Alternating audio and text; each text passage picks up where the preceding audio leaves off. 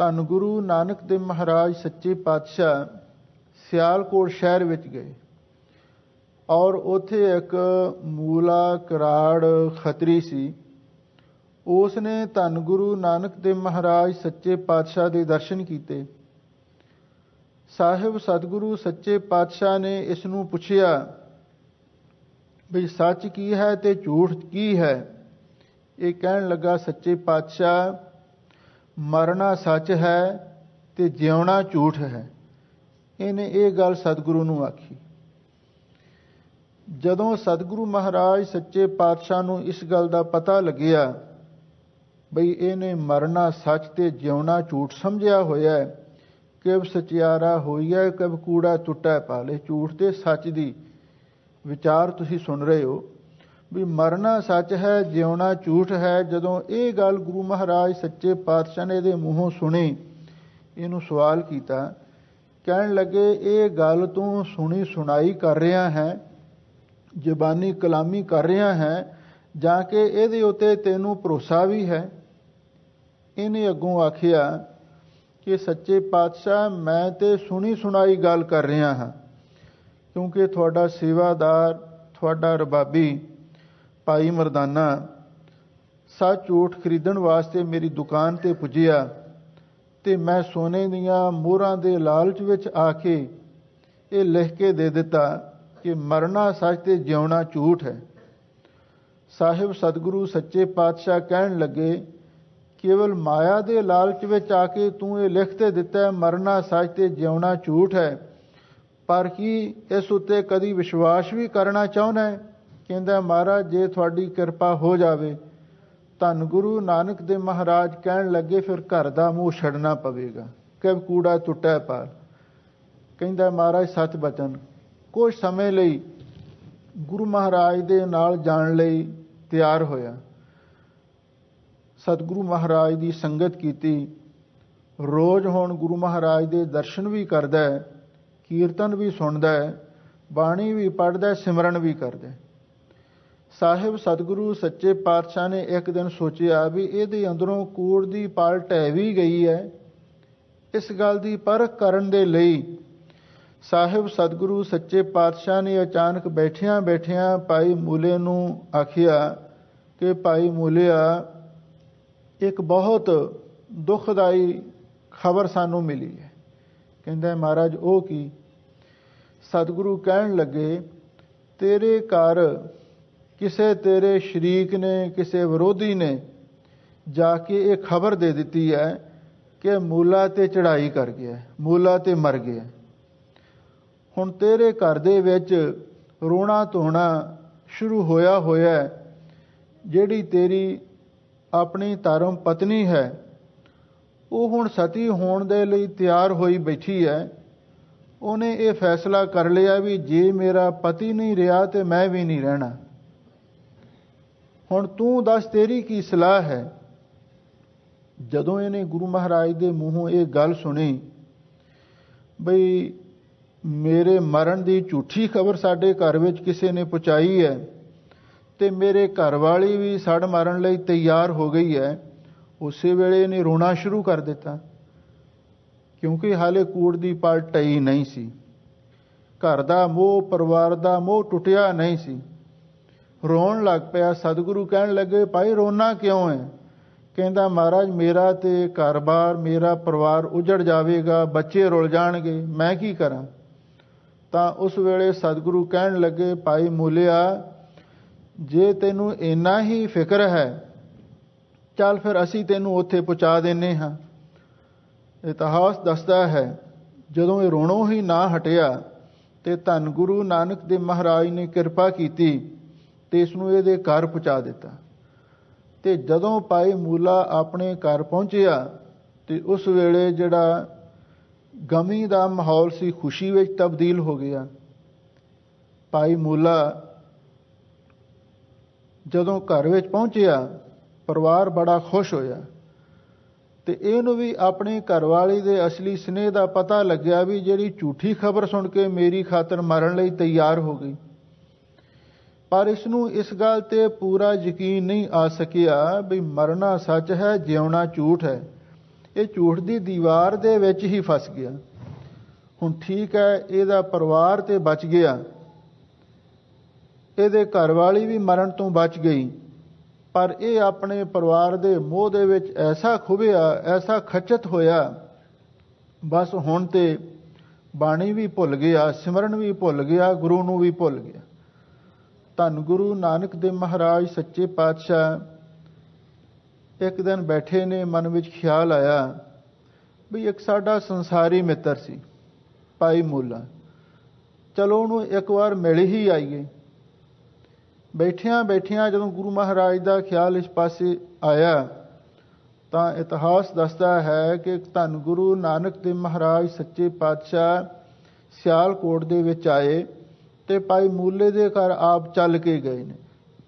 ਉਹਦੇ ਦਰਵਾਜ਼ੇ ਮੂਹਰੇ ਆ ਕੇ ਆਵਾਜ਼ ਦਿੱਤੀ, ਭਾਈ ਮੂਲਿਆ, ਅਸੀਂ ਤੈਨੂੰ ਮਿਲਣ ਵਾਸਤੇ ਆਏ ਹਾਂ।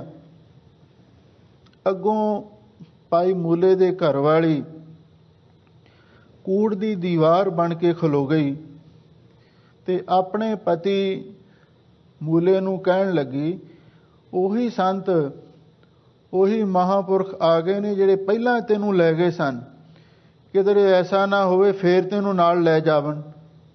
ਇਸ ਲਈ ਚੰਗੀ ਗੱਲ ਇਹ ਹੈ ਤੂੰ ਇੱਥੇ ਕਿਧਰੇ ਲੁਕ ਜਾ, ਮੈਂ ਜਾ ਕੇ ਕਹਿ ਦੇਵਾਂਗੀ ਉਹ ਤੇ ਇੱਥੇ ਘਰ ਹੈ ਹੀ ਨਹੀਂ। ਭਾਈ ਮੂਲੇ ਨੇ ਗੁਰੂ ਮਹਾਰਾਜ ਦਾ ਬਚਨ ਨਹੀਂ ਮੰਨਿਆ, ਗੁਰੂ ਮਹਾਰਾਜ ਦਾ ਸਤਿਕਾਰ ਨਹੀਂ ਰੱਖਿਆ, ਘਰਵਾਲੀ ਦੇ ਆਖੇ ਲਾ ਕੇ ਪਾਥੀਆਂ ਦੇ ਗਹੀਰੇ ਵਿੱਚ ਪਿਛਲੇ ਪਾਸੇ ਜਾ ਕੇ ਲੁਕ ਕੇ ਬੈਠ ਗਿਆ। ਸਾਖੀ ਤੁਸੀਂ ਬਹੁਤ ਵਾਰ ਸੁਣੀ ਹੋਵੇਗੀ। ਇਹ ਸਾਖੀ ਤੋਂ ਇਹ ਭਾਵ ਸਪਸ਼ਟ ਹੁੰਦਾ ਹੈ ਕਿ ਆਦਮੀ ਨੂੰ ਜਿਹੜੀ ਕੂੜ ਦੀ ਪਾਲ ਹੈ, ਝੂਠ ਦੀ ਦੀਵਾਰ ਹੈ, ਕਿਵੇਂ ਰੋਕਦੀ ਹੈ ਸੱਚ ਵਾਲੇ ਪਾਸੇ ਜਾਣ ਤੋਂ। ਹੁਣ ਸਾਹਿਬ ਸਤਿਗੁਰੂ ਸੱਚੇ ਪਾਤਸ਼ਾਹ ਇਹਦੇ ਘਰ ਪਹੁੰਚੇ ਨੇ, ਪਰ ਇਹ ਹੁਣ ਪਾਥੀਆਂ ਦੇ ਗਹੀਰੇ ਵਿੱਚ ਲੁਕ ਗਿਆ। ਸਾਹਿਬ ਸਤਿਗੁਰੂ ਸੱਚੇ ਪਾਤਸ਼ਾਹ ਨੇ ਦੂਜੀ ਵਾਰੀ ਆਵਾਜ਼ ਦਿੱਤੀ, ਕਹਿਣ ਲੱਗੇ, ਉਹ ਭਾਈ ਮੂਲਿਆ, ਅਸੀਂ ਤੈਨੂੰ ਮਿਲਣ ਵਾਸਤੇ ਆਏ ਹਾਂ। ਇਹ ਤੇ ਅੰਦਰੋਂ ਘਰਵਾਲੀ ਦਾ ਸਿਖਾਇਆ ਬੋਲਿਆ ਹੀ ਨਾ। ਇਹਦੇ ਘਰਵਾਲੀ ਬਾਹਰ ਨਿਕਲੀ, ਕਹਿਣ ਲੱਗੀ, ਮਹਾਰਾਜ ਉਹ ਤੇ ਘਰ ਨਹੀਂ ਹੈ, ਝੂਠ ਬੋਲ ਦਿੱਤਾ, ਕਿ ਕੂੜਾ ਟੁੱਟਾ ਪਾਲ। ਜਦੋਂ ਝੂਠ ਬੋਲਿਆ ਤੇ ਗੁਰੂ ਮਹਾਰਾਜ ਨੇ ਤੀਜੀ ਵਾਰੀ ਫਿਰ ਆਖਿਆ, ਕਿਉਂਕਿ ਸਤਿਗੁਰੂ ਨੂੰ ਪਤਾ ਸੀ ਘਟ ਘਟ ਕੇ ਅੰਤਰ ਕੀ ਜਾਣਤ ਭਲੇ ਬੁਰੇ ਕੀ ਪੀਰ ਪਛਾਨਤ। ਸਤਿਗੁਰੂ ਚਾਹੁੰਦੇ ਸਨ ਚਲੋ ਚਾਹੇ ਕਿਵੇਂ ਵੀ ਸੀ, ਹੈ ਤੇ ਸਾਡਾ ਸੰਸਾਰੀ ਮਿੱਤਰ ਹੀ ਸੀ ਨਾ। ਸਤਿਗੁਰੂ ਨੇ ਤੀਜੀ ਵਾਰ ਫਿਰ ਆਖਿਆ, ਉਹ ਭਾਈ ਮੂਲਿਆ, ਤੇਰਾ ਆਂਦਾ ਸਮਾਂ ਨੇੜੇ ਆ ਢੁਕਿਆ, ਜੇ ਤੇਰੇ ਚੰਗੇ ਭਾਗ ਨੇ ਇੱਕ ਵਾਰੀ ਆ ਕੇ ਦਰਸ਼ਨ ਕਰ ਲੈ। ਹੁਣ ਏਡੀ ਵੱਡੀ ਰਮਜ ਵੀ ਸਤਿਗੁਰੂ ਮਹਾਰਾਜ ਨੇ ਮਾਰੀ, ਪਰ ਫਿਰ ਵੀ ਇਸ ਦਾ ਮਨ ਨਾ ਮੰਨਿਆ, ਉੱਥੇ ਹੀ ਲੁਕਿਆ ਰਿਹਾ। ਤੇ ਗੁਰੂ ਮਹਾਰਾਜ ਸੱਚੇ ਪਾਤਸ਼ਾਹ ਦੇ ਮਨ ਦੇ ਵਿੱਚ ਕੁਦਰਤੀ ਤੌਰ ਤੇ ਫਿਰ ਇਹ ਖਿਆਲ ਆਇਆ ਵੀ ਅਸੀਂ ਤੇ ਇਹਨੂੰ ਮਿਲਣ ਵਾਸਤੇ ਆਏ ਤੇ ਇਹ ਸਾਡੇ ਮੱਥੇ ਵੀ ਨਹੀਂ ਲੱਗਿਆ। ਘਰਵਾਲੀ ਦੇ ਆਖੇ ਲਾ ਕੇ ਪਾਥੀਆਂ ਦੇ ਗਹੀਰੇ ਵਿੱਚ ਲੁਕ ਗਿਆ। ਕਹਿਣ ਲੱਗੇ, ਚੰਗਾ, ਜੋ ਵਾਹਿਗੁਰੂ ਨੂੰ ਭਾਵੇ ਫਿਰ ਉਹੀ ਹੋਵੇਗਾ। ਸਤਿਗੁਰੂ ਨੇ ਕੁਛ ਨਾਰਾਜ਼ ਹੋ ਕੇ ਆਪਣੇ ਮੂੰਹੋਂ ਇਹ ਬਚਨ ਉਚਾਰਨ ਕਰ ਦਿੱਤੇ, ਨਾਲ ਕਰਾੜਾਂ ਦੋਸਤ ਦੀ, ਕੂੜਾ ਕੂੜੀ ਪਾਏ, ਮਰਨ ਨਾ ਜਾਪੈ ਮੂਲਿਆ ਆਵੈ ਕਿਤੈ ਥਾਏ। ਕਹਿੰਦੇ ਉਦੋਂ ਤਾਂ ਤੂੰ ਇਹ ਕਹਿ ਦਿੱਤਾ ਸੀ ਮਰਨਾ ਸੱਚ, ਜਿਉਣਾ ਝੂਠ ਹੈ, ਤੇ ਹੁਣ ਤੂੰ ਗੁਰੂ ਤੋਂ ਬੇਮੁਖ ਹੋ ਗਿਆ, ਇਸ ਲਈ ਇਹਦੀ ਸਜ਼ਾ ਤੈਨੂੰ ਮਿਲੇਗੀ। ਇੰਨਾ ਕਹਿ ਕੇ ਗੁਰੂ ਮਹਾਰਾਜ ਤੇ ਵਾਪਸ ਮੁੜ ਪਏ। ਜਿੱਥੇ ਗੁਰਦੁਆਰਾ ਬੇਰ ਸਾਹਿਬ ਹੈ ਉੱਥੇ ਆ ਕੇ ਸਤਿਗੁਰੂ ਮਹਾਰਾਜ ਬੈਠ ਗਏ।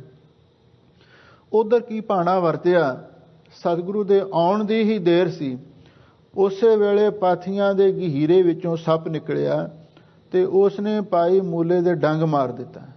ਸੱਪ ਬਹੁਤ ਜ਼ਹਿਰੀਲਾ ਸੀ ਤੇ ਜਦੋਂ ਭਾਈ ਮੂਲੇ ਨੂੰ ਡੰਗ ਵੱਜਿਆ ਤੇ ਹਾਲ ਦੁਹਾਈ ਪਾਉਂਦਾ ਹੋਇਆ ਗਹੀਰੇ ਤੋਂ ਬਾਹਰ ਨਿਕਲਿਆ ਤੇ ਘਰਵਾਲੀ ਦੌੜ ਕੇ ਕੋਲ ਗਈ, ਕਹਿਣ ਲੱਗੀ, ਕੀ ਹੋ ਗਿਆ? ਤੇ ਕਹਿਣ ਲੱਗਾ, ਤੂੰ ਮੈਨੂੰ ਗੁਰੂ ਤੋਂ ਬੇਮੁਖ ਕੀਤਾ, ਤਾਂ ਇਹ ਮੇਰੇ ਨਾਲ ਸਾਰਾ ਕੁਝ ਵਾਪਰਿਆ। ਚੰਗਾ ਹੁੰਦਾ ਜੇ ਤੂੰ ਮੈਨੂੰ ਗੁਰੂ ਮਹਾਰਾਜ ਦੇ ਦਰਸ਼ਨ ਕਰ ਲੈਣ ਦਿੰਦੀ। ਅੱਛਾ, ਹਾਲੇ ਵੀ ਚੰਗੀ ਗੱਲ ਹੈ, ਤੁਸੀਂ ਮੈਨੂੰ ਸਤਿਗੁਰੂ ਦੇ ਕੋਲ ਲੈ ਜਾਓ। ਇੰਨਾ ਕਹਿ ਕੇ ਇਹ ਤੇ ਬੇਹੋਸ਼ ਹੋ ਕੇ ਡਿੱਗ ਪਿਆ, ਕਿਉਂਕਿ ਸਭ ਬੜਾ ਜ਼ਹਿਰੀਲਾ ਸੀ। ਜਦੋਂ ਬੇਹੋਸ਼ ਹੋਇਆ ਤੇ ਘਰਵਾਲੀ ਨੂੰ ਇਸ ਗੱਲ ਦਾ ਪਤਾ ਲੱਗਿਆ ਵੀ ਮੈਂ ਬਹੁਤ ਵੱਡੀ ਭੁੱਲ ਕਰ ਚੁੱਕੀ ਹਾਂ, ਹੁਣ ਇਹ ਵੀ ਨਹੀਂ ਰਿਹਾ ਤੇ ਗੁਰੂ ਮਹਾਰਾਜ ਵੀ ਇੱਥੋਂ ਚਲੇ ਗਏ ਨੇ, ਹੁਣ ਕੀ ਹੋਵੇ।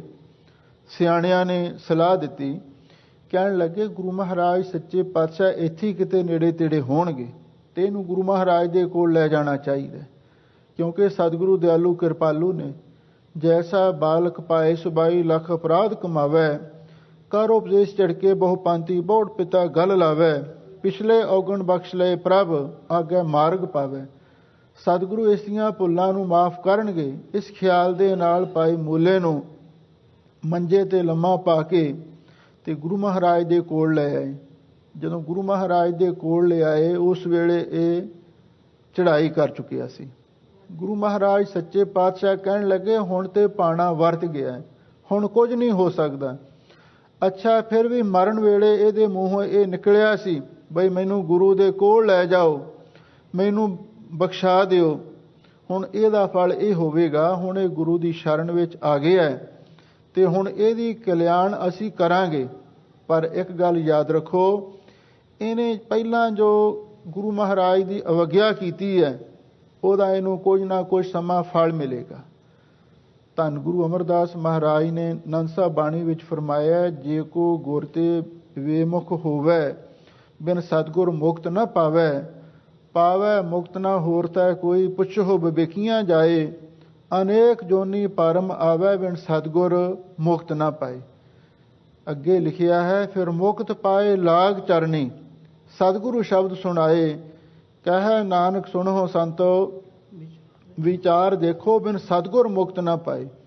ਇਹ ਗੁਰੂ ਅਮਰਦਾਸ ਮਹਾਰਾਜ ਦੇ ਬਚਨ ਹੈ। ਭਾਈ ਜਿਹੜਾ ਗੁਰੂ ਤੋਂ ਬੇਮੁਖ ਹੁੰਦਾ ਹੈ ਫਿਰ ਉਹਨੂੰ ਅਨੇਕ ਜੂਨਾਂ ਵਿੱਚ ਭਟਕਣਾ ਪੈਂਦਾ ਤੇ ਫਿਰ ਉਹ ਗੁਰੂ ਦੇ ਚਰਨੀ ਲੱਗ ਕੇ ਹੀ ਦੁਬਾਰਾ ਮੁਕਤ ਹੁੰਦਾ। ਹੁਣ ਕੀ ਹੋਇਆ, ਭਾਈ ਮੂਲੇ ਨੂੰ ਫਿਰ ਵਾਪਸ ਲੈ ਆਏ, ਸੰਸਕਾਰ ਕਰ ਦਿੱਤਾ। ਉਸ ਤੋਂ ਬਾਅਦ ਭਾਈ ਮੂਲੇ ਨੂੰ ਕਈ ਜੂਨਾਂ ਦੇ ਵਿੱਚ ਭਟਕਣਾ ਪਿਆ। ਫਿਰ ਧੰਨ ਗੁਰੂ ਨਾਨਕ ਦੇਵ ਮਹਾਰਾਜ ਸੱਚੇ ਪਾਤਸ਼ਾਹ ਜਦੋਂ 10ਵਾਂ ਜਾਮਾ ਧਾਰਨ ਕੀਤਾ, ਤੁਸੀਂ ਸੱਚਖੰਡ ਹਜੂਰ ਸਾਹਿਬ ਨੰਦੇੜ ਦੀ ਧਰਤੀ ਤੇ ਗਏ ਹੋਵੋਗੇ, ਉੱਥੇ ਇੱਕ ਸ਼ਿਕਾਰ ਘਾਟ ਗੁਰੂ ਮਹਾਰਾਜ ਦਾ ਅਸਥਾਨ ਹੈ, ਗੋਦਾਵਰੀ ਨਦੀ ਦੇ ਕੰਢੇ ਤੇ ਬਹੁਤ ਸੁੰਦਰ ਸ਼ਾਨਦਾਰ ਅਸਥਾਨ ਬਣਿਆ ਹੋਇਆ। ਧੰਨ ਗੁਰੂ ਗੋਬਿੰਦ ਸਿੰਘ ਸਾਹਿਬ ਮਹਾਰਾਜ ਸੱਚੇ ਪਾਤਸ਼ਾਹ ਉੱਥੇ ਸ਼ਿਕਾਰ ਖੇਡਣ ਵਾਸਤੇ ਜਾਇਆ ਕਰਦੇ ਸਨ।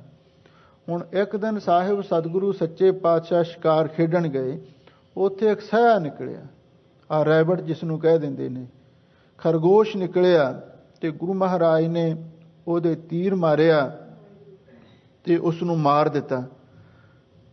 ਭਾਈ ਦਇਆ ਸਿੰਘ ਜੀ, ਭਾਈ ਧਰਮ ਸਿੰਘ ਜੀ ਵਰਗੇ ਜਿਹੜੇ ਨਾਲ ਦੇ ਸਿੰਘ ਸਨ, ਉਹ ਬੜੇ ਹੈਰਾਨ ਹੋਏ। ਕਹਿੰਦੇ ਮਹਾਰਾਜ ਤੁਸੀਂ ਤੇ ਸ਼ੇਰਾਂ ਦਾ ਸ਼ਿਕਾਰ ਕਰਦੇ ਹੋ ਤੇ ਬੜੇ ਬੜੇ ਜਿਹੜੇ ਖੂੰਖਾਰ ਜਾਨਵਰ ਨੇ ਉਹਨਾਂ ਨੂੰ ਮਾਰਦੇ ਹੋ, ਪਰ ਅੱਜ ਵਿਚਾਰੇ ਸਹਿ ਨੂੰ ਹੀ ਮਾਰ ਦਿੱਤਾ। ਇਹ ਭਲਾ ਕਿਸੇ ਦਾ ਕੀ ਵਿਗਾੜਦਾ ਸੀ। ਤਾਂ ਗੁਰੂ ਮਹਾਰਾਜ ਸੱਚੇ ਪਾਤਸ਼ਾਹ ਕਹਿਣ ਲੱਗੇ, ਭਾਈ ਅਸੀਂ ਆਪਣਾ ਪਹਿਲੇ ਜਾਮੇ ਦਾ ਕੀਤਾ ਹੋਇਆ ਬਚਨ ਤੇ ਵਾਅਦਾ ਪੂਰਾ ਕੀਤਾ। ਭਾਈ ਦਇਆ ਸਿੰਘ ਜੀ ਹੋਰ ਸਿੰਘ ਹੈਰਾਨ ਹੋਏ, ਪੁੱਛਿਆ ਮਹਾਰਾਜ ਇਹ ਕੌਣ ਸੀ।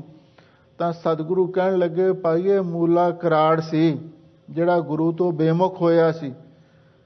ਹੁਣ ਇਸ ਦਾ ਮੁਕਤੀ ਦਾ ਸਮਾਂ ਆ ਗਿਆ, ਗੁਰੂ ਦੇ ਬਚਨ ਹੋਏ ਸਨ ਕਿ ਅਸੀਂ ਉਹ ਆਪਣੇ ਬਚਨ ਤੇ ਆਪਣਾ ਵਾਅਦਾ ਪੂਰਾ ਕੀਤਾ, ਹੁਣ ਇਸ ਦੀ ਕਲਿਆਣ ਹੋ ਗਈ ਹੈ।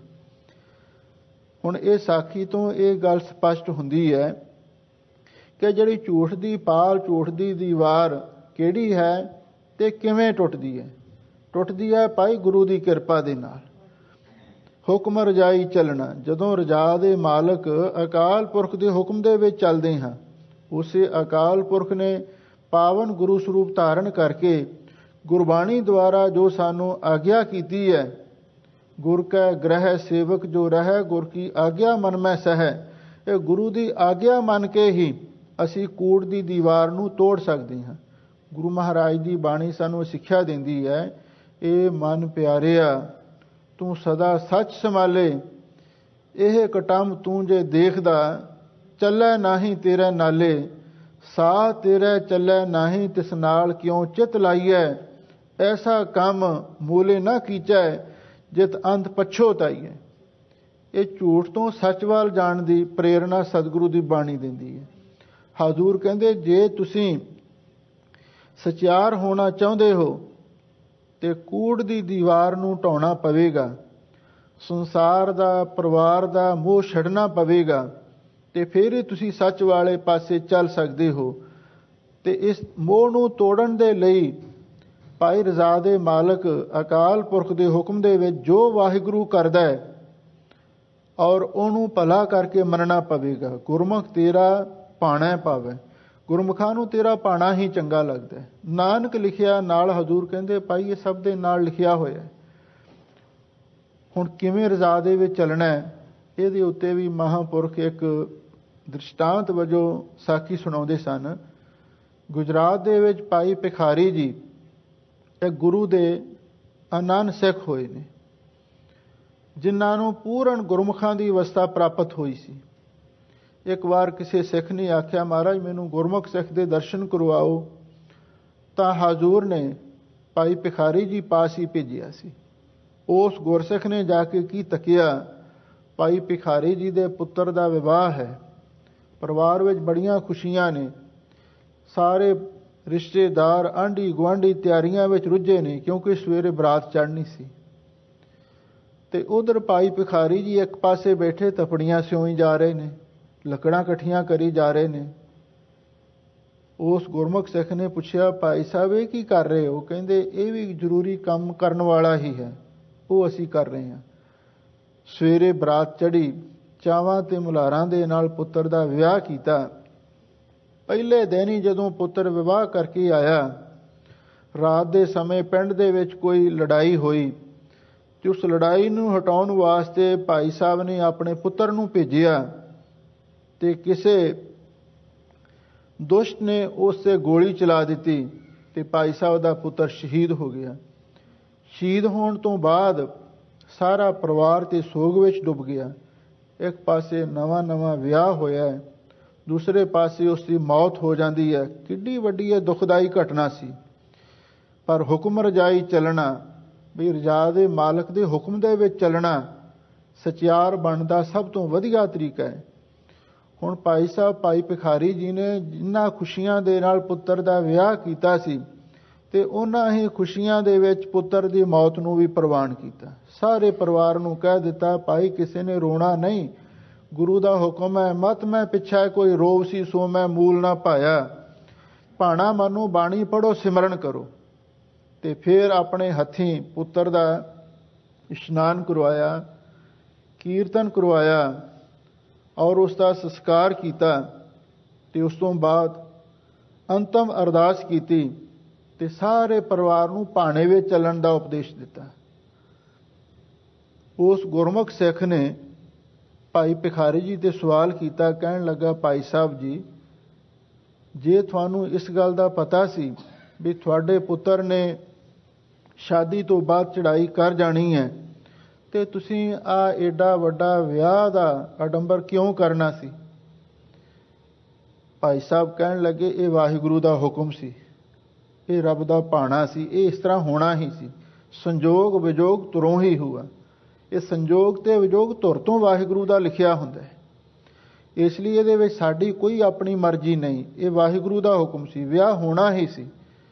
ਫਿਰ ਦੂਸਰੀ ਗੱਲ ਉਸਨੇ ਆਖੀ, ਮਹਾਰਾਜ ਤੁਸੀਂ ਸਤਿਗੁਰੂ ਦੇ ਚਰਨਾਂ ਵਿੱਚ ਅਰਦਾਸ ਕਰਦੇ, ਸਤਿਗੁਰੂ ਤੁਹਾਡੇ ਪੁੱਤਰ ਨੂੰ ਲੰਬੀ ਆਜੂ ਦੇ ਦਿੰਦੇ, ਹੋਰ ਲੰਬੇਰਾ ਜੀਵਨ ਬਖਸ਼ਿਸ਼ ਕਰ ਦਿੰਦੇ, ਉਹ ਕੁਝ ਗ੍ਰਸਤੀ ਜੀਵਨ ਦਾ ਵੀ ਸੁੱਖ ਮਾਣ ਲੈਂਦਾ ਅਤੇ ਨਾਲ ਹੀ ਦੁਨੀਆ ਦੇ ਵੀ ਆਨੰਦ ਪ੍ਰਾਪਤ ਕਰ ਲੈਂਦਾ। ਤੁਸੀਂ ਐਸਾ ਕਿਉਂ ਨਾ ਕੀਤਾ? ਭਾਈ ਭਿਖਾਰੀ ਜੀ ਕਹਿਣ ਲੱਗੇ, ਇਹ ਵੀ ਕੋਈ ਗੁਰਮੁਖ ਸਿੱਖਾਂ ਦੀ ਨਿਸ਼ਾਨੀ ਨਹੀਂ ਹੈ। ਭਾਣਾ ਤੇ ਉਹੀ ਹੈ ਜੋ ਮੰਨਿਆ ਜਾਵੇ, ਤੇ ਜੇ ਅਸੀਂ ਵਾਹਿਗੁਰੂ ਦੇ ਭਾਣੇ ਵਿੱਚ ਦਖਲਾਂਦਾਜ਼ੀ ਕਰਦੇ ਤੇ ਫਿਰ ਇਹ ਗੱਲ ਹੋ ਸਕਦੀ ਸੀ।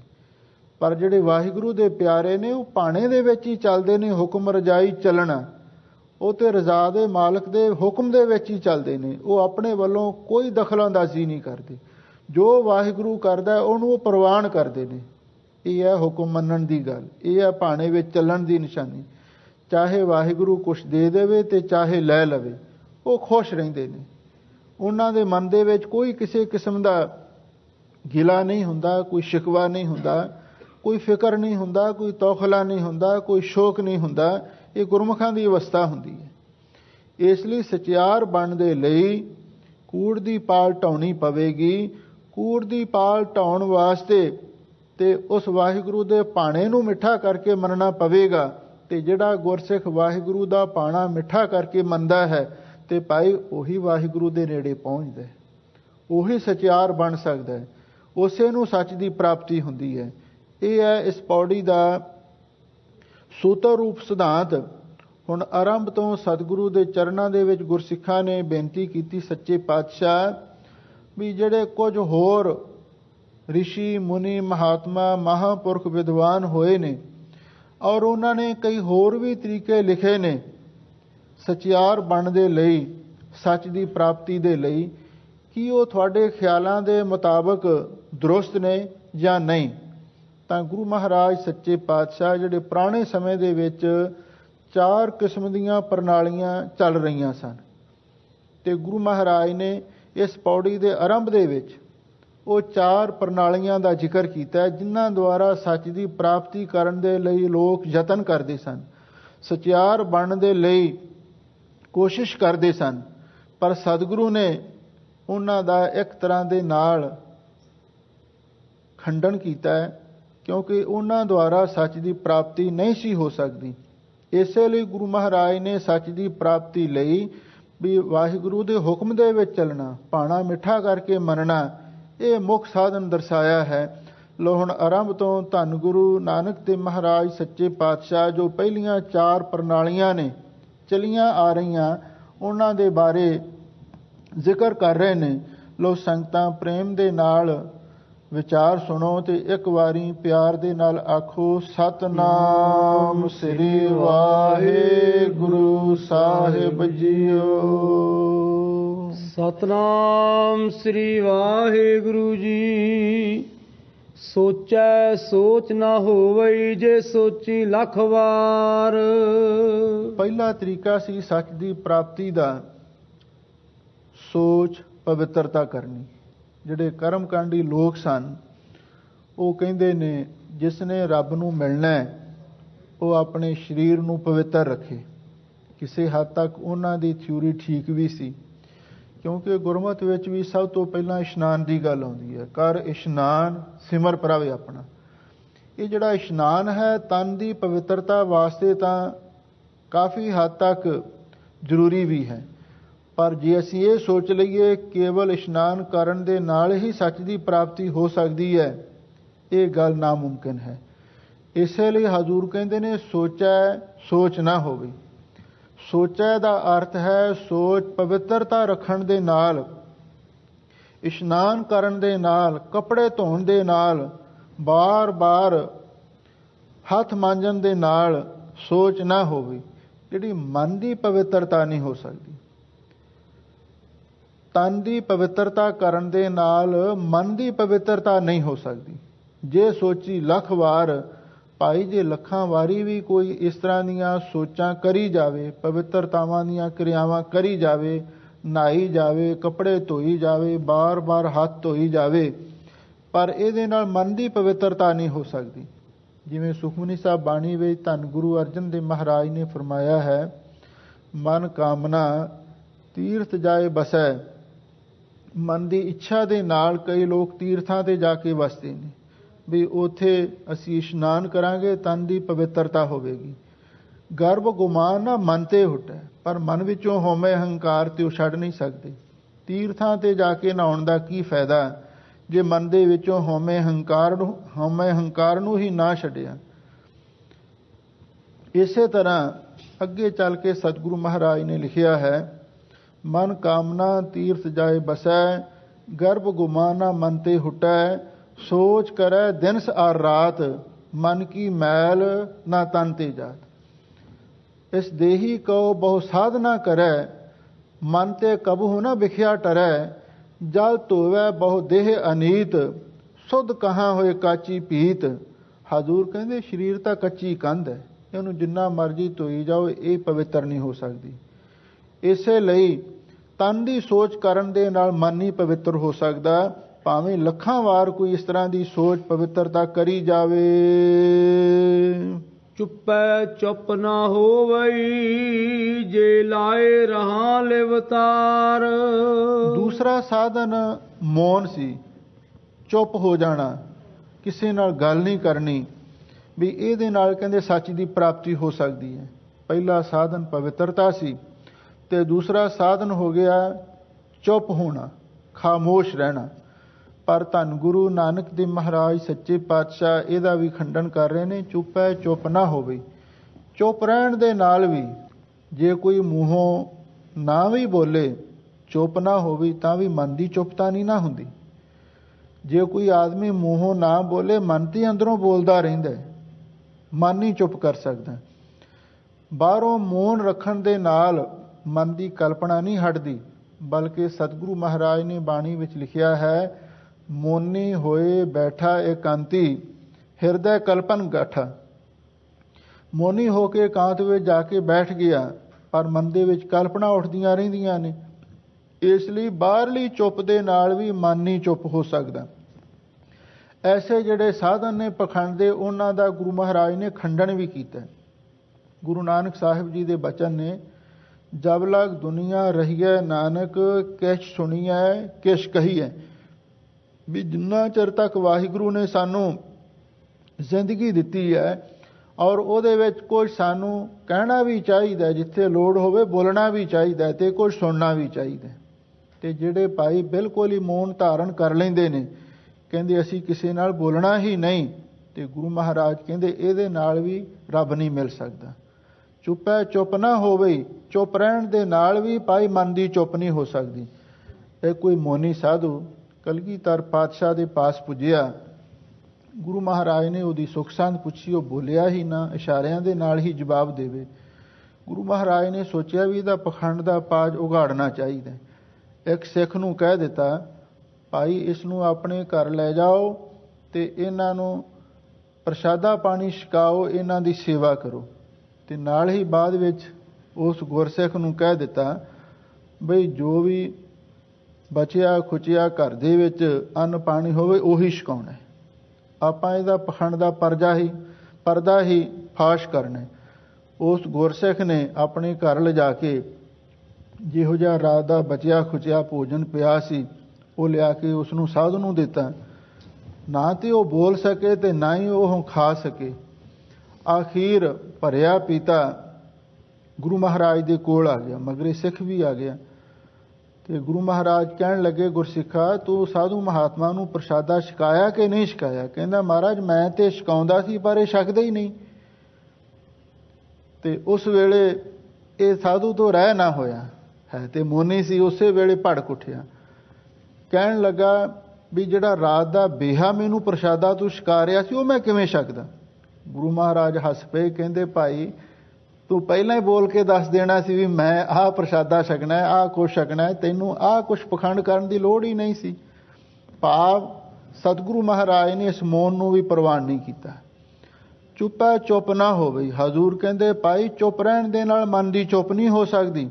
ਜੇ ਲਾਏ ਰਹਾ ਲਿਵਤਾਰ, ਲਿਵਤਾਰ ਦਾ ਅਰਥ ਹੈ ਵੀ ਜਿਵੇਂ ਤੇਲ ਦੀ ਧਾਰ ਵਾਂਗ ਜੇ ਲਗਾਤਾਰ ਆਪਣੀ ਲਿਵ ਲਾਈ ਰੱਖੀਏ, ਇਹਦਾ ਮਤਲਬ ਇਹ ਹੈ ਵੀ ਬਗਲੇ ਵਾਂਗੂ ਜੇ ਆਪਾਂ ਸਮਾਧੀ ਲਾ ਕੇ ਇੱਕ ਪੈਰ ਦੇ ਭਾਰ ਮੂੰਹ ਰੱਖ ਕੇ ਵੀ ਖਲੋਤੇ ਰਹੀਏ ਤੇ ਮੂੰਹੋਂ ਬਿਲਕੁਲ ਕਿਸੇ ਨਾਲ ਕੋਈ ਗੱਲ ਨਾ ਸਾਂਝੀ ਕਰੀਏ, ਇਹ ਕੁਛ ਕਰਨ ਦੇ ਨਾਲ ਵੀ ਮਨ ਦੀ ਚੁੱਪ ਨਹੀਂ ਕਦੇ ਵੀ ਹੋ ਸਕਦੀ, ਨਾ ਹੀ ਵਾਹਿਗੁਰੂ ਦੀ ਪ੍ਰਾਪਤੀ ਹੋ ਸਕਦੀ ਹੈ। ਭੁੱਖਿਆ ਭੁੱਖ ਨਾ ਉਤਰੀ, ਜੇ ਬੰਨਾ ਪੁਰੀਆਂ ਭਾਰ। ਤੀਸਰਾ ਸਾਧਨ ਸੀ ਭੁੱਖੇ ਰਹਿਣਾ। ਬਈ ਭੁੱਖੇ ਰਹਿਣ ਦੇ ਨਾਲ, ਵਰਤ ਰੱਖਣ ਦੇ ਨਾਲ ਵੀ ਸੱਚ ਦੀ ਪ੍ਰਾਪਤੀ ਹੁੰਦੀ ਹੈ। ਪਰ ਹਜ਼ੂਰ ਕਹਿੰਦੇ ਭਾਈ ਭੁੱਖੇ ਰਹਿਣ ਦੇ ਨਾਲ ਵੀ ਮਨ ਦੀ ਭੁੱਖ ਨਹੀਂ ਉਤਰਦੀ। ਜੇ ਬੰਨਾ ਪੁਰੀਆਂ ਪਾਰ, ਜੇ ਕਹਿੰਦੇ ਸਾਰੇ ਪੁਰੀਆਂ ਦੇ ਪਾਰ ਬੰਨ ਕੇ ਵੀ ਕੋਈ ਦੇ ਦੇਵੇ, ਇਹਦੇ ਨਾਲ ਵੀ ਮਨ ਦੀ ਭੁੱਖ ਨਹੀਂ ਉਤਰਦੀ। ਨਾ ਭੁੱਖੇ ਰਹਿਣ ਦੇ ਨਾਲ ਹੀ ਮਨ ਦੀ ਭੁੱਖ ਉਤਰਦੀ ਹੈ, ਤੇ ਨਾ ਹੀ ਭਾਈ ਬਹੁਤੇ ਪਦਾਰਥ ਮਾਇਆ ਇਕੱਠੀ ਕਰਕੇ ਹੀ ਮਨ ਦੀ ਭੁੱਖ ਉਤਰਦੀ ਹੈ। ਭੁੱਖੇ ਰਹਿਣ ਦੇ ਨਾਲ ਭੁੱਖ ਤਾਂ ਕਿਸੇ ਤਰ੍ਹਾਂ ਵੀ ਨਹੀਂ ਉਤਰ ਸਕਦੀ। ਤੇ ਜੇ ਮਨੁੱਖ ਸਾਰੀਆਂ ਪੁਰੀਆਂ ਦੇ ਪਾਰ ਬੰਨ੍ਹ ਕੇ ਵੀ ਇਕੱਠੇ ਕਰਕੇ ਰੱਖ ਲਵੇ ਤੇ ਫਿਰ ਵੀ ਭੁੱਖ ਨਹੀਂ ਉਤਰਦੀ। ਕਿਉਂਕਿ ਸਤਿਗੁਰੂ ਮਹਾਰਾਜ ਦੇ ਬਚਨ ਹੈ, ਵਿਖਿਆ ਮੈਂ ਕਿਨਹੀ ਤ੍ਰਿਪਤ ਨਾ ਪਾਈ, ਜਿਉਂ ਪਾਵਕ ਈਂਧਨ ਨਹੀਂ ਧਰਾਪੈ, ਬਿਨ ਹਰ ਕਹਾਂ ਅਗਾਈ। ਭੁੱਖੇ ਰਹਿਣਾ ਇਹ ਵੀ ਕੋਈ ਭਗਤੀ ਨਹੀਂ ਹੈ। ਕਿਉਂਕਿ ਸਤਿਗੁਰੂ ਮਹਾਰਾਜ ਨੇ ਬਾਣੀ ਵਿੱਚ ਲਿਖਿਆ ਹੈ, ਅੰਨ ਛੋੜ ਕਰਹਿ ਪਾਖੰਡ, ਨਾ ਸੁਹਾਗਣ ਨਾ ਹੋਏ ਰੰਡ। ਜਿਹੜੇ ਕਹਿੰਦੇ ਅਸੀਂ ਅੰਨ ਨਹੀਂ ਖਾਂਦੇ, ਅਸੀਂ ਭੋਜਨ ਨਹੀਂ ਛਕਦੇ, ਗੁਰੂ ਮਹਾਰਾਜ ਕਹਿੰਦੇ ਭਾਈ ਉਹ ਪਖੰਡ ਕਰਦੇ ਨੇ। ਹਾਂ, ਅੰਨ ਖਾਣਾ ਚਾਹੀਦਾ, ਪਰ ਸਤਿਗੁਰੂ ਦਾ ਹੁਕਮ ਹੈ, ਅਲਪ ਆਹਾਰ ਸਵਲਪ ਸੀ ਨਿੰਦਰਾ, ਦਇਆ ਸ਼ਿਮਾ ਤਨ ਪ੍ਰੀਤ। ਅੰਨ ਪਾਣੀ ਥੋੜ੍ਹਾ ਖਾਇਆ, ਗੁਰਸਿੱਖਾਂ ਨੂੰ ਅੰਨ ਪਾਣੀ ਥੋੜ੍ਹਾ ਛਕਣਾ ਚਾਹੀਦਾ। ਬਾਬਾ ਫਰੀਦ ਜੀ ਨੇ ਵੀ ਇਹ ਗੱਲ ਆਖੀ ਹੈ। ਉਹ ਕਹਿੰਦੇ ਵੀ ਓਨਾ ਛਕੋ ਜਿਹਦੇ ਨਾਲ ਬੰਦਗੀ ਕਰਨ ਦੀ, ਬਾਣੀ ਪੜ੍ਹਨ ਦੀ, ਸੇਵਾ ਕਰਨ ਦੀ ਤਾਕਤ ਆਵੇ। ਓਨਾ ਜ਼ਰੂਰ ਖਾਣਾ ਚਾਹੀਦਾ। ਥੋੜ੍ਹਾ ਖਾਓ, ਬਹੁਤਾ ਨਾ ਖਾਓ ਜਿਹਦੇ ਨਾਲ ਆਲਸ ਆਵੇ। ਇਸੇ ਲਈ ਹਜ਼ੂਰ ਕਹਿੰਦੇ ਭਾਈ ਭੁੱਖੇ ਰਹਿਣ ਦੇ ਨਾਲ ਵੀ ਮਨ ਦੀ ਭੁੱਖ ਨਹੀਂ ਉਤਰਦੀ। ਜੇ ਬੰਨਾਂ ਪੁਰੀਆਂ ਪਾਰ ਤੇ ਜੇ ਦੂਸਰਾ ਪੱਖ, ਕਈ ਕਹਿੰਦੇ ਵੀ ਜਿਹੜੀਆਂ ਮਨ ਦੀਆਂ ਖਵਾਇਸ਼ਾਂ ਪੂਰੀਆਂ ਕਰਨੀਆਂ ਚਾਹੀਦੀਆਂ ਨੇ, ਤੇ ਗੁਰੂ ਮਹਾਰਾਜ ਕਹਿੰਦੇ ਜੇ ਸਾਰੀਆਂ ਪੁਰੀਆਂ ਦੇ ਭਾਰ ਬੰਨ੍ਹ ਕੇ ਵੀ ਇਕੱਠੇ ਕਰ ਲਈਏ, ਦੁਨੀਆ ਦੀ ਸਾਰੀ ਦੌਲਤ ਵੀ ਇਕੱਠੀ ਕਰ ਲਈਏ, ਮਨ ਤੇ ਤਾਂ ਵੀ ਨਹੀਂ ਕਿਸੇ ਦਾ ਰਚ ਸਕਦਾ। ਤੇ ਭੁੱਖੇ ਰਹਿਣ ਨਾਲ ਤੇ ਭੁੱਖ ਦੇ ਦੀ ਉਤਰਨੀ ਕੀ ਹੈ। ਸਹਸ ਸਿਆਣ ਪਾ ਲੱਖ ਹੋਇ, ਤਾਂ ਇੱਕ ਨਾ ਚੱਲੇ ਨਾਲ। ਧੰਨ ਗੁਰੂ ਨਾਨਕ ਦੇ ਮਹਾਰਾਜ ਸੱਚੇ ਪਾਤਸ਼ਾਹ ਕਹਿੰਦੇ ਭਾਈ ਚੌਥਾ ਤਰੀਕਾ ਸੀ ਵੀ ਜਿਹੜੀ ਬਹੁਤੀ ਦਨਾਈ ਹੈ, ਬਹੁਤੀ ਸਿਆਣਪ ਹੈ, ਇਹਦੇ ਨਾਲ ਰੱਬ ਮਿਲਦਾ। ਇਸੇ ਲਈ ਕਈ ਬਹੁਤ ਸਾਰੀ ਵਿੱਦਿਆ ਪੜ੍ਹਦੇ ਨੇ ਵੀ ਵਿੱਦਿਆ ਪੜ੍ਹ ਕੇ ਅਸੀਂ ਰੱਬ ਨੂੰ ਜਾਣ ਲਵਾਂਗੇ। ਪਰ ਹਜ਼ੂਰ ਕਹਿੰਦੇ ਸਹਿਜ ਸਿਆਣਪਾਂ ਲੱਖ ਹੋਏ। ਭਈ ਭਾਈ ਜਿਹੜੀਆਂ ਇਹ ਕਿਤਾਬੀ ਗੱਲਾਂ ਨੇ, ਸ਼ਾਸਤਰਾਂ ਦੀਆਂ ਸਿਆਣਪਾਂ ਨੇ, ਇਹ ਭਾਵੇਂ ਹਜ਼ਾਰਾਂ ਨਹੀਂ ਲੱਖਾਂ ਹੀ ਹੋਣ ਤਾਂ ਇੱਕ ਨਾ ਚੱਲੇ ਨਾਲ। ਪਰ ਸੱਚ ਦੀ ਪ੍ਰਾਪਤੀ ਲਈ, ਪਰਮੇਸ਼ਰ ਦੀ ਪ੍ਰਾਪਤੀ ਲਈ ਇੱਕ ਵੀ ਨਾਲ ਨਹੀਂ ਜਾਂਦੀ। ਪਰਮੇਸ਼ਰ ਦੇ ਸਾਹਮਣੇ ਕਿਸੇ ਦੀ ਸਿਆਣਪ ਨਹੀਂ ਚੱਲ ਸਕਦੀ। ਰੇ ਜਨ ਮਨ ਮਾਧੋ ਸਿਉ ਲਾਈਐ, ਚਤਰਾਈ ਨਾ ਚਤਰ ਪੁੱਜ ਪਾਈਐ। ਚਤਰਾਈ ਨਾਲ ਕਿਸੇ ਨੂੰ ਰੱਬ ਨਹੀਂ ਮਿਲਦਾ। ਇਸੇ ਲਈ ਤਾਂ ਸਤਿਗੁਰੂ ਨੇ ਆਖਿਆ ਹੈ, ਇਹ ਮਨ ਚੰਚਲਾ ਚਤਰਾਈ ਕਿਨਾ ਨਾ ਪਾਇਆ, ਚਤਰਾਈ ਨਾ ਪਾਇਆ ਕਿਨਾ ਤੂੰ ਸੁਣ ਮਨ ਮੇਰਿਆ। ਚਤਰਾਈ ਨਾਲ ਰੱਬ ਕਿਸੇ ਨੂੰ ਨਹੀਂ ਮਿਲਿਆ। ਚਾਹੇ ਕੋਈ ਕਿੰਨਾ ਪੜ੍ਹ ਲਵੇ, ਕਿੰਨਾ ਸਿਆਣਾ ਬਣ ਜਾਵੇ, ਜਿਹੜੀ ਵਿੱਦਿਆ ਹੈ ਮਨੁੱਖ ਨੂੰ ਸਿਆਣਾ ਤੇ ਬਣਾ ਸਕਦੀ ਹੈ, ਚਤਰ ਵੀ ਬਣਾ ਸਕਦੀ ਹੈ, ਪਰ ਉਸ ਨੂੰ ਸੱਚ ਦੇ ਨਾਲ ਨਹੀਂ ਜੋੜ ਸਕਦੀ। ਇਸੇ ਲਈ ਸਤਿਗੁਰੂ ਕਹਿੰਦੇ ਨੇ ਇਹ ਜਿਹੜੇ ਪਿਛਲੇ ਸਾਧਨ ਸਨ, ਪਵਿੱਤਰਤਾ ਰੱਖਣੀ, ਮੌਨ ਧਾਰਨ ਕਰਨਾ, ਭੁੱਖੇ ਰਹਿਣਾ ਤੇ ਹਜ਼ਾਰਾਂ ਜਿਹੜੀਆਂ ਸਿਆਣਪਾਂ ਵਰਤਣੀਆਂ, ਵੀ ਇਹਦੇ ਨਾਲ ਵੀ ਕਿਸੇ ਨੂੰ ਪਰਮੇਸ਼ਰ ਨਹੀਂ ਮਿਲ ਸਕਿਆ। ਇਹ ਵੀ ਇੱਕ ਵੀ ਸਿਆਣਪ ਕਿਸੇ ਦੇ ਨਾਲ ਨਹੀਂ ਚੱਲ ਸਕੀ। ਜਦੋਂ ਵਾਹਿਗੁਰੂ ਦੀ ਪ੍ਰਾਪਤੀ ਹੋਈ, ਭੋਲੇ ਪਾਏ ਮਿਲੇ ਰਗ ਰਾਇਆ। ਭੋਲੇ ਪਾ ਹੀ ਰੱਬ ਮਿਲਿਆ ਕਿਸੇ ਨੂੰ ਜੇ ਮਿਲਿਆ। ਚਤਰਾਈ ਨਾਲ, ਸਿਆਣਪ ਦੇ ਨਾਲ ਕਿਸੇ ਨੂੰ ਪਰਮੇਸ਼ਰ ਨਹੀਂ ਮਿਲ ਸਕਿਆ। ਕਿਵ ਸਚਿਆਰਾ ਹੋਈਐ, ਕਿਵ ਕੂੜੇ ਟੁੱਟੈ ਪਾਲ। ਇਹ ਹਨ ਸਿਧਾਂਤ ਰੂਪ ਪੰਕਤੀਆਂ ਸਤਿਗੁਰੂ ਦੇ ਚਰਨਾਂ ਵਿੱਚ। ਗੁਰਸਿੱਖਾਂ ਨੇ ਸਵਾਲ ਕੀਤਾ, ਕਿਵ ਸਚਿਆਰਾ ਹੋਈਐ, ਸੱਚੇ ਪਾਤਸ਼ਾਹ ਕਿਵੇਂ ਸਚਿਆਰ ਹੋਈਏ। ਸਚਿਆਰ ਕਹਿੰਦੇ ਨੇ ਸੱਚ ਦੀ ਪ੍ਰਾਪਤੀ ਵਾਲੇ ਕਿਵੇਂ ਹੋਈਏ, ਕਿਵੇਂ ਸਾਨੂੰ ਸੱਚ ਮਿਲੇ। ਇਸ ਦਾ ਜਵਾਬ ਹੈ ਵੀ ਜਦੋਂ ਕੂੜ ਦੀ ਪਾਲ ਟੁੱਟ ਜਾਵੇਗੀ। ਫਿਰ ਸਵਾਲ ਕੀਤਾ, ਕਿਵ ਕੂੜਾ ਟੁੱਟੈ ਪਾਲ, ਤੇ ਝੂਠ ਦੀ ਪਾਲ, ਝੂਠ ਦੀ ਦੀਵਾਰ ਕਿਵੇਂ ਟੁੱਟ ਸਕਦੀ ਹੈ। ਤਾਂ ਹਜ਼ੂਰ ਇਸ ਦਾ ਜਵਾਬ ਅੰਤਲੀ ਪੰਕਤੀ ਵਿੱਚ ਦਿੰਦੇ ਹਨ। ਹੁਕਮ ਰਜਾਈ ਚੱਲਣਾ, ਨਾਨਕ ਲਿਖਿਆ ਨਾਲ। ਧੰਨ ਗੁਰੂ ਨਾਨਕ ਤੇ ਮਹਾਰਾਜ ਸੱਚੇ ਪਾਤਸ਼ਾਹ ਕਹਿੰਦੇ ਭਾਈ ਉਸ ਰਜ਼ਾ ਦੇ ਮਾਲਕ, ਭਾਣੇ ਦੇ ਖੁਦ ਮਾਲਕ ਵਾਹਿਗੁਰੂ ਦੇ ਹੁਕਮ ਦੇ ਵਿੱਚ ਚੱਲਣਾ। ਜੋ ਵਾਹਿਗੁਰੂ ਕਰਦਾ ਸਾਡਾ ਭਲਾ ਕਰ ਰਿਹਾ ਹੈ। ਨਾਨਕ ਲਿਖਿਆ ਨਾਲ, ਇਹ ਭਾਈ ਸਾਹਿਬ ਦੇ ਨਾਲ ਲਿਖਿਆ ਹੋਇਆ ਹੈ ਵੀ ਜੋ ਵਾਹਿਗੁਰੂ ਕਰਦਾ ਉਹਨੂੰ ਭਲਾ ਕਰਕੇ ਮੰਨੋ। ਰੱਬ ਦੀ ਰਜਾਏ ਮੰਨੇ ਸਿਰ ਉੱਪਰ, ਕਰਤਾ ਮੰਨੇ ਆਪ ਗਵਾਵੇ। ਜਿਹੜਾ ਉਸ ਅਕਾਲ ਪੁਰਖ ਨੇ ਗੁਰੂ ਸਰੂਪ ਧਾਰਨ ਕਰਕੇ ਗੁਰਬਾਣੀ ਦੁਆਰਾ ਸਾਨੂੰ ਹੁਕਮ ਕੀਤੇ ਨੇ, ਹੁਕਮ ਮੰਨਿਆ ਹੋਵੇ ਪ੍ਰਵਾਨ, ਤਾਂ ਖਸਮੈ ਕਾ ਮਹਿਲ ਪਾਏ ਸੀ।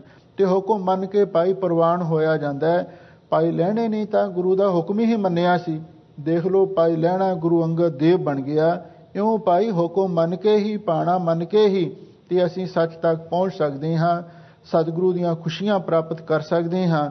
ਨਾਨਕ ਲਿਖਿਆ ਨਾਲ ਇਹ ਭਾਈ ਸਭ ਦੇ ਨਾਲ ਹੀ ਲਿਖਿਆ ਹੋਇਆ, ਸ਼ੁਰੂ ਤੋਂ ਲੈ ਕੇ ਹੀ ਨਾਲ ਲਿਖਿਆ ਹੋਇਆ। ਸਾਡੇ ਮੱਥੇ ਤੇ ਵੀ ਤੇ ਸਾਡੇ ਸੰਸਕਾਰਾਂ ਦੇ ਵਿੱਚ ਵੀ ਵਾਹਿਗੁਰੂ ਨੇ ਲਿਖਿਆ ਹੋਇਆ। ਬਸ ਉਹਨੂੰ ਸਮਝਣ ਦੀ ਲੋੜ ਹੈ, ਉਹਨੂੰ ਪਛਾਣਨ ਦੀ ਲੋੜ ਹੈ। ਲਿਖਿਆ ਸਭ ਦੇ ਨਾਲ ਹੀ ਹੈ ਤੇ ਗੁਰਮੁਖ ਉਸ ਨੂੰ ਪ੍ਰਾਪਤ ਕਰ ਲੈਂਦੇ ਨੇ ਤੇ ਮਨਮੁਖ ਇੱਧਰ ਉੱਧਰ ਭਟਕਦੇ ਰਹਿ ਜਾਂਦੇ ਨੇ। ਸਾਹਿਬ ਸਤਿਗੁਰੂ ਧੰਨ ਗੁਰੂ ਨਾਨਕ ਤੇ ਮਹਾਰਾਜ ਨੇ ਅਪਾਰ ਮਿਹਰ ਕੀਤੀ, ਪਾਵਨ ਪਵਿੱਤਰ ਉਪਦੇਸ਼ ਬਖਸ਼ਿਸ਼ ਕੀਤੇ ਨੇ। ਆਪਾਂ ਇਹਨਾਂ ਨੂੰ ਸੁਣਿਆ, ਸੁਣ ਕੇ ਮਨ ਵਿੱਚ ਵਸਾਈਏ, ਇਹਦੇ ਨਾਲ ਸਾਡੇ ਜੀਵਨ ਦੀ ਸਫਲਤਾ ਹੋਵੇਗੀ। ਸੋ ਸਭ ਸੰਗਤਾਂ ਦਾ ਹਾਰਦਿਕ ਧੰਨਵਾਦ। ਹੋਈਆਂ ਭੁੱਲਾਂ ਚੁੱਕਾਂ ਲਈ ਖਿਮਾ ਕਰਨਾ।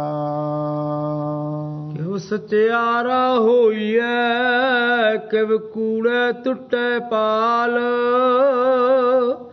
ਹੁਕਮ ਰਜਾਈ ਚੱਲਣਾ, ਨਾਨਕ ਲਿਖਿਆ ਨਾਲ। ਵਾਹਿਗੁਰੂ ਜੀ ਕਾ ਖਾਲਸਾ, ਵਾਹਿਗੁਰੂ ਜੀ ਕੀ ਫਤਿਹ।